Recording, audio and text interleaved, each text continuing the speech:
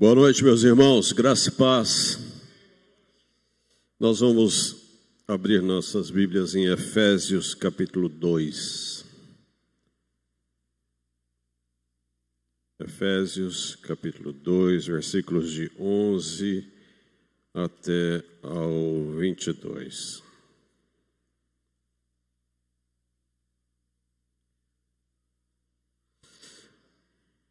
Efésios 2, 11 ao 22, eu vou ler.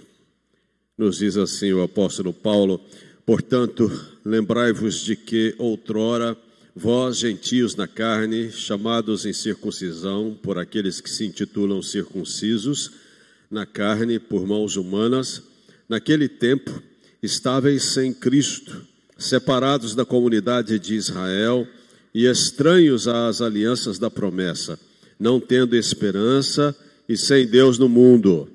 Mas agora em Cristo Jesus, vós que antes estáveis longe, fostes aproximados pelo sangue de Cristo, porque Ele é a nossa paz, o qual de ambos fez um, e tendo derribado a parede da separação que estava no meio, a inimizade, aboliu na sua carne a lei dos mandamentos na forma de ordenanças, para que dos dois criasse em si mesmo um novo homem, fazendo a paz, e reconciliasse ambos em um só corpo com Deus, por intermédio da cruz, destruindo por ela a inimizade. E vindo, evangelizou paz aos outros, que estáveis longe, e paz também aos que estão perto, porque por ele ambos temos acesso ao Pai em espírito.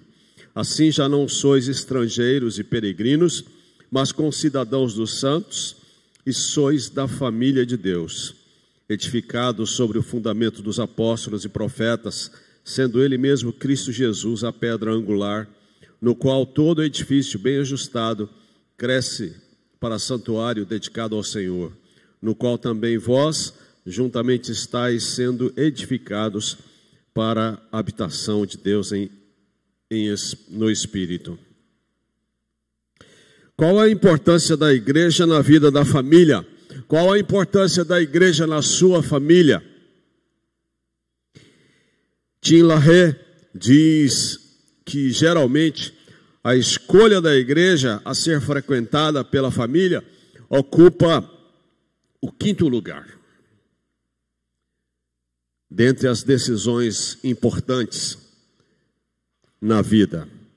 Ou seja, para ele, as 4 primeiras decisões mais importantes na vida são crer em Jesus como Salvador e Senhor, escolher a profissão, escolher o cônjuge e o lugar onde morar.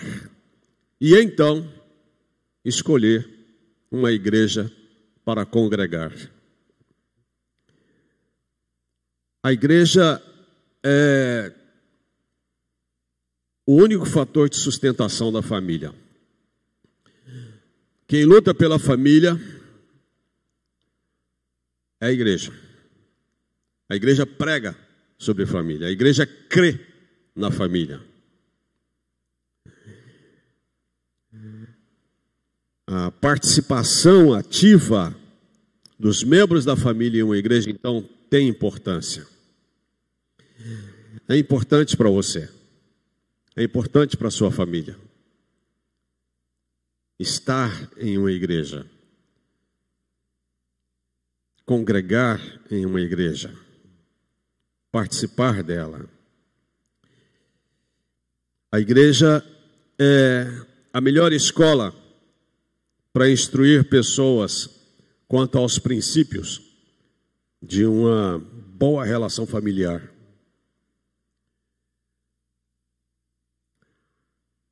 O índice de divórcios no mundo cresce, nós sabemos isso.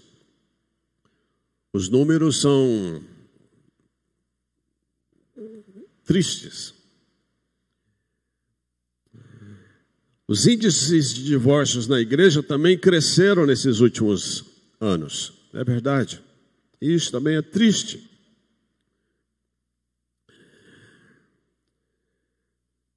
Mas o índice de crescimento de divórcios na igreja ainda é menor do que lá fora. Ou seja, ainda há uma força de resistência ao divórcio, à separação conjugal. Ainda há um esforço,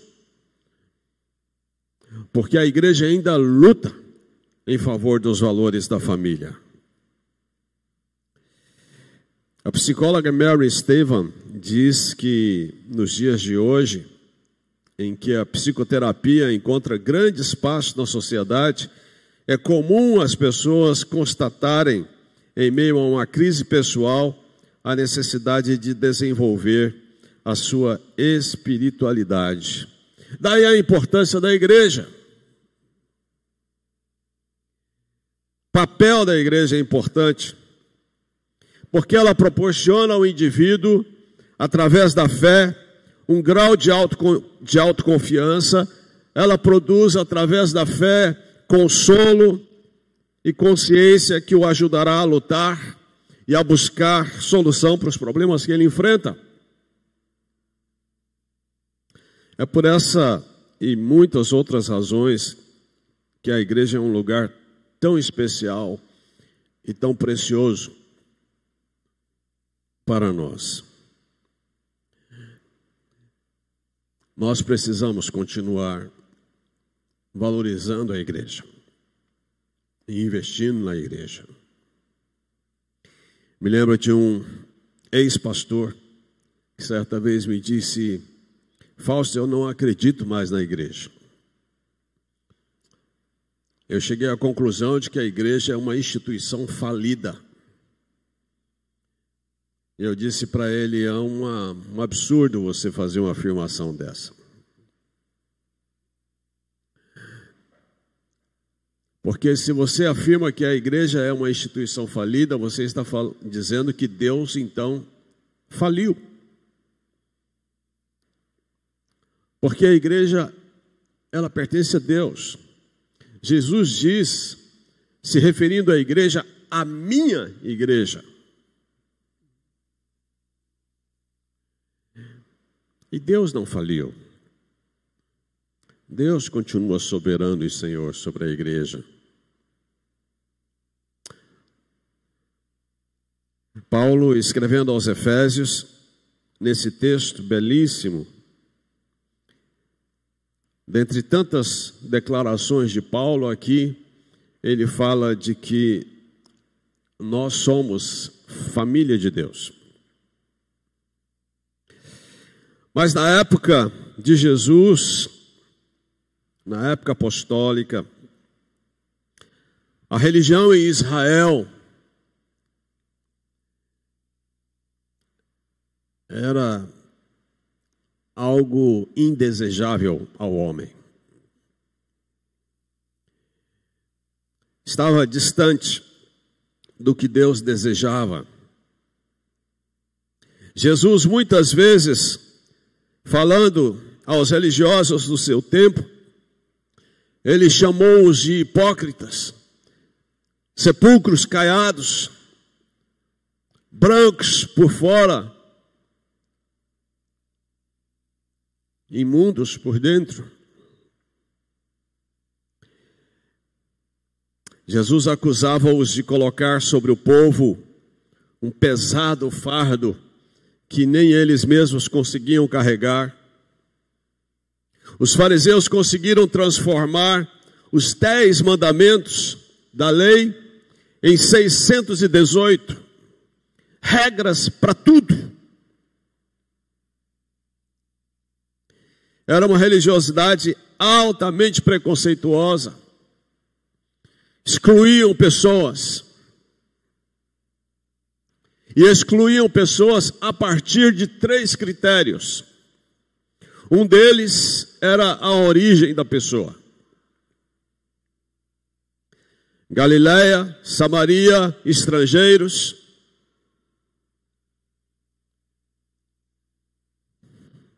Eram rechaçados pelos religiosos na época de Jesus.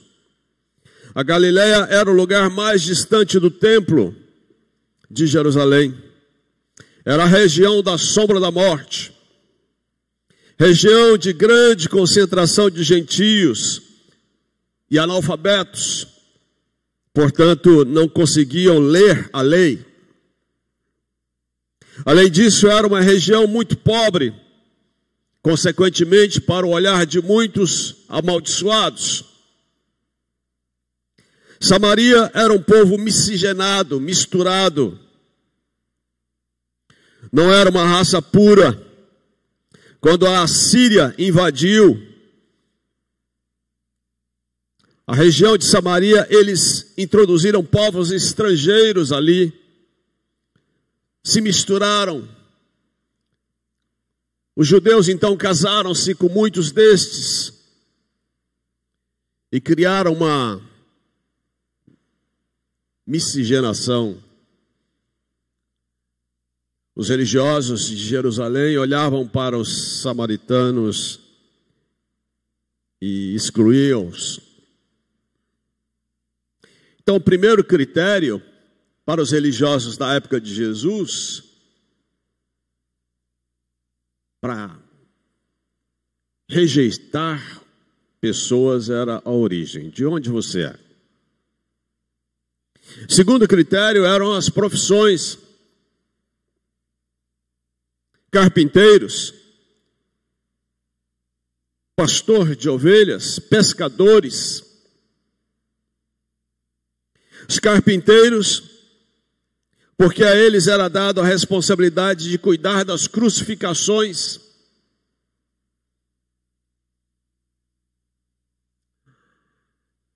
Os carpinteiros eram os que faziam as cruzes. Curiosamente, José era carpinteiro. Jesus era carpinteiro.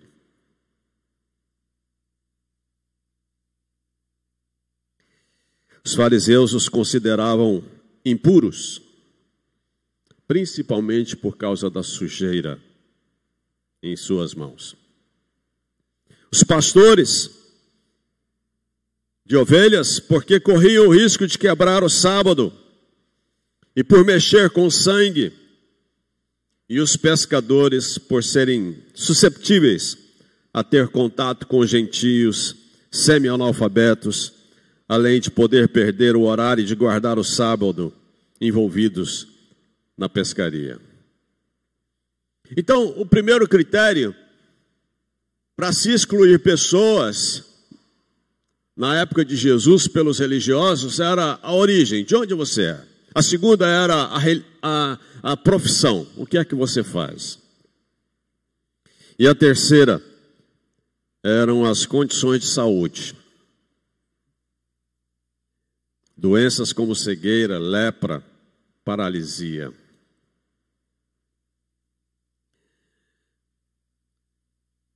Quanta inimizade. Muitas pessoas não queriam saber da religião na época de Jesus. Muitas pessoas não querem saber de igreja pelos mesmos motivos hoje. Inimizade.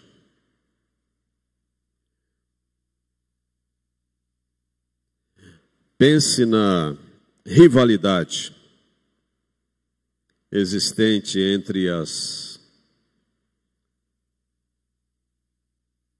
torcidas de times.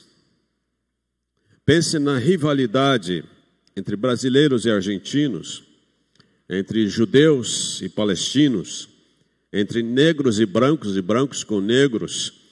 Pense na rivalidade entre os católicos e protestantes contra católicos. Pense na rivalidade entre cristãos e muçulmanos contra cristãos. Efésios 2:11 ao 22, o texto que nós lemos, nos diz que todo tipo de inimizade entre as pessoas é representada na inimizade entre os judeus e os gentios. E o símbolo maior dessa inimizade era justamente o templo. No templo de Jerusalém, lugar onde se cultuava Deus, em Jerusalém,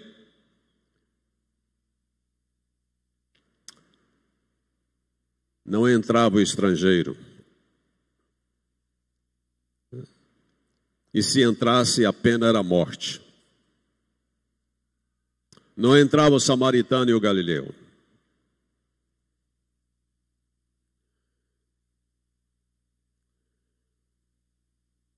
No templo de Jerusalém,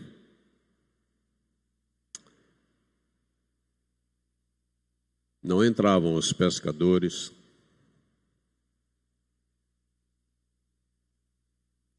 eram rejeitados.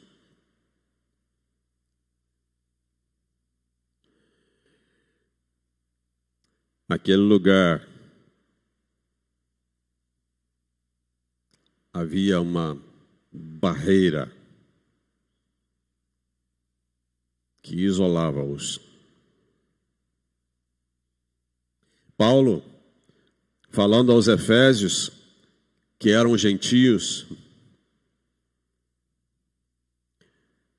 disse a eles: portanto, lembrai-vos de que outrora vós gentios na carne, chamados incircuncisão por aqueles que se intitulam circuncisos na carne, por mãos humanas, naquele tempo, estáveis sem Cristo. Vocês não tinham Jesus na vida de vocês. Estavam separados da comunidade de Israel. Vocês eram estrangeiros e estranhos às alianças da promessa. Vocês não tinham esperança, diz ele no verso 12, e vocês não tinham Deus no mundo. Vocês estavam longe de Deus, sem Deus na vida de vocês. Mas no verso 13 ele fala assim: mas agora, em Cristo Jesus, vós que estáveis longe, fostes aproximados pelo sangue de Cristo, porque Ele é a nossa paz, o qual de ambos fez um, e tendo derribado a parede de separação que estava no meio, a inimizade, aboliu na sua carne a lei dos mandamentos na forma de ordenanças, para que dos dois criassem em si mesmo um novo homem fazendo a paz, e reconciliasse ambos em um só corpo com Deus, por intermédio da cruz. A cruz derribou a inimizade, derribou a separação.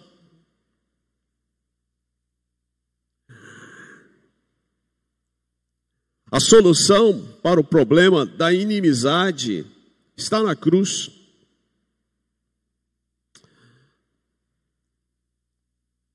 Na cruz, em Cristo Jesus,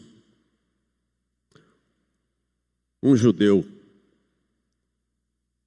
pode sentar-se ao lado de um palestino, e um palestino pode sentar-se ao lado de um judeu e cultuar a Deus. A inimizade é derribada.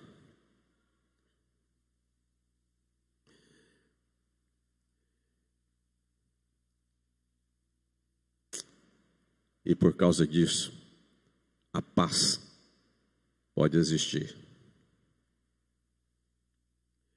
Quando nos aproximamos de Deus, nos aproximamos uns dos outros. O pecado afastou os homens de Deus e deles mesmos. E essa é a mensagem da igreja.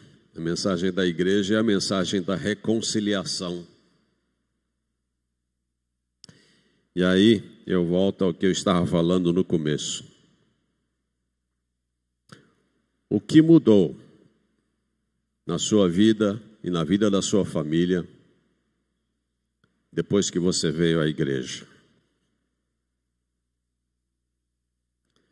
Paulo diz aos Efésios que depois que eles conheceram a Jesus, eles passaram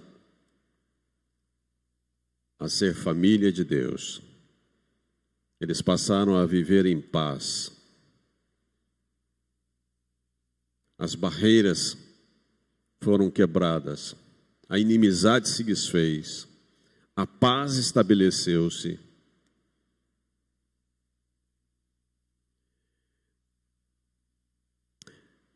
Que diferença tem sido,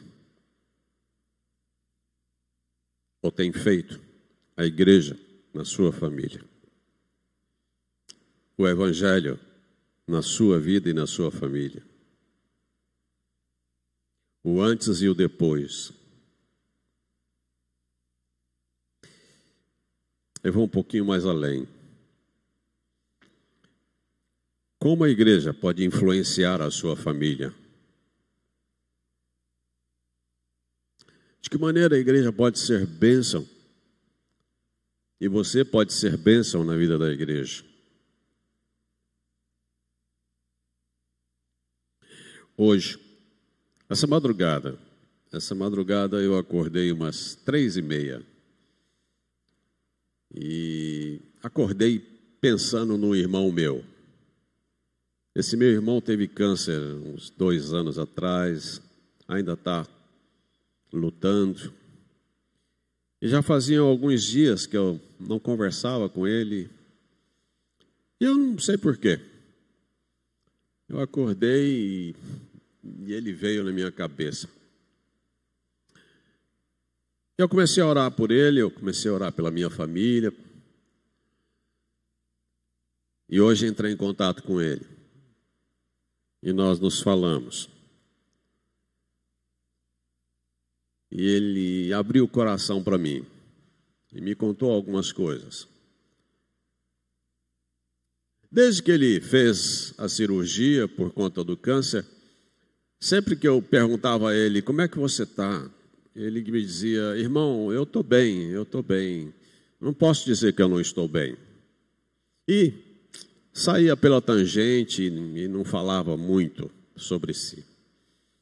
Mas hoje foi diferente, hoje ele abriu o coração. E ele me falou algumas coisas que ele estava sentindo e passando. E depois de falar algumas coisas, orientá-lo sobre algumas questões, eu falei, deixa eu orar contigo. E então eu tive um tempo de oração com ele ali, olhando. E foi muito bom. Se não fosse o Evangelho, na minha vida isso jamais aconteceria.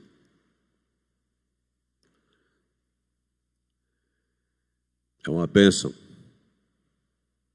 É uma bênção exercitar a fé em família. Você pode orar com seus irmãos. Você pode orar com seu pai. Você pode orar com a sua mãe. Você pode orar com os seus netos.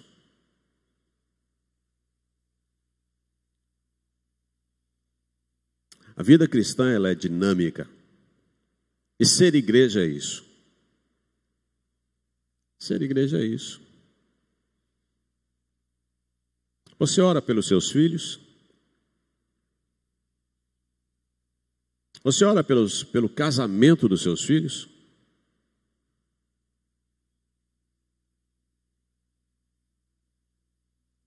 Nós devemos orar pelo casamento dos nossos filhos desde que os nossos filhos estão sendo gerados.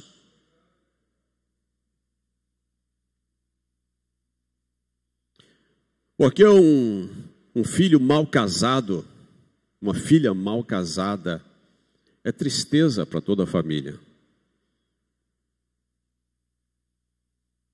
Um mau genro, uma má nora, é tristeza para toda a família.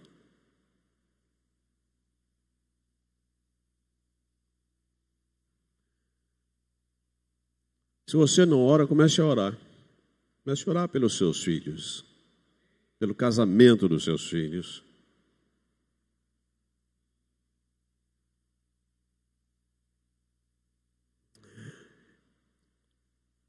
A escola dominical é importante para os nossos filhos. É importante para você.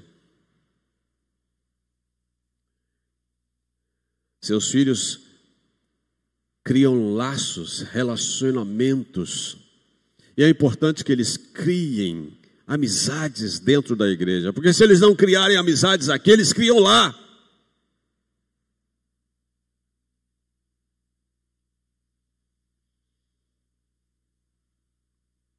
É na escola dominical que se aprende princípios e lições básicas.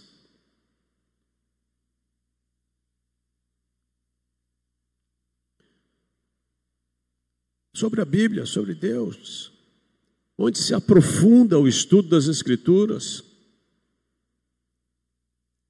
Eu me lembro de uma ovelha que eu tive, que às vezes eu ia visitá-la, e uma vez eu fui visitá-la, ela morava perto do templo, mas só ia no culto à noite. E um dia eu fui mais ousado e eu perguntei, minha irmã, me diga uma coisa, por que você frequenta tão pouco? Você não trabalha fora? Sua agenda não é tão carregada? Você mora tão perto? Você só vai no culto à noite? Aí a resposta dela foi, pastor, eu não gosto de estudo bíblico, eu gosto de sermão. Eu gosto de sentar e ouvir um sermão. Por isso que eu vou só no culto à noite. E, puxa, que pena que você tem essa visão, porque escola dominical é tão bom para você se aprofundar nas Escrituras. Aí, passado um tempo, ela sumiu. E aí, lá pelas tantas, eu soube que ela estava estudando com um pastor de uma seita. Aí eu falei, eu não vou ficar quieto. Eu procurei. Eu falei, escuta, você está estudando com o pastor daquela seita, porque é uma seita? Ela falou, pastor, mas você não disse para mim que você não gosta de estudo bíblico?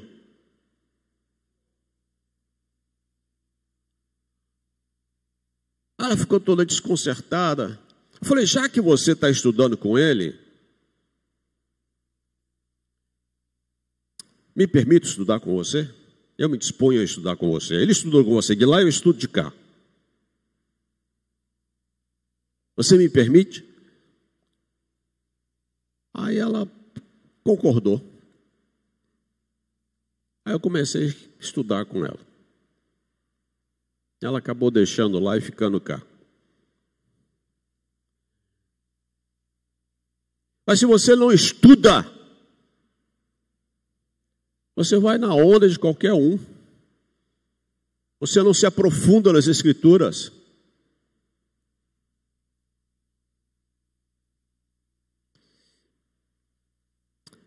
Igreja.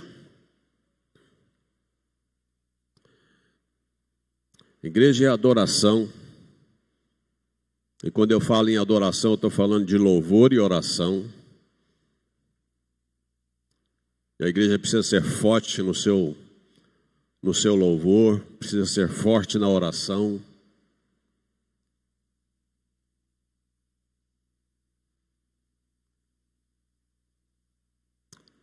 Igreja é ensino. A igreja precisa ser forte no ensino. Igreja é comunhão. A igreja precisa ser forte na comunhão. É triste ver tantos bancos vazios.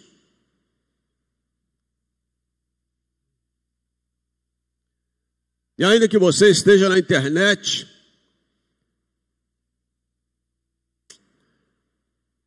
a pandemia nos afastou mais ainda.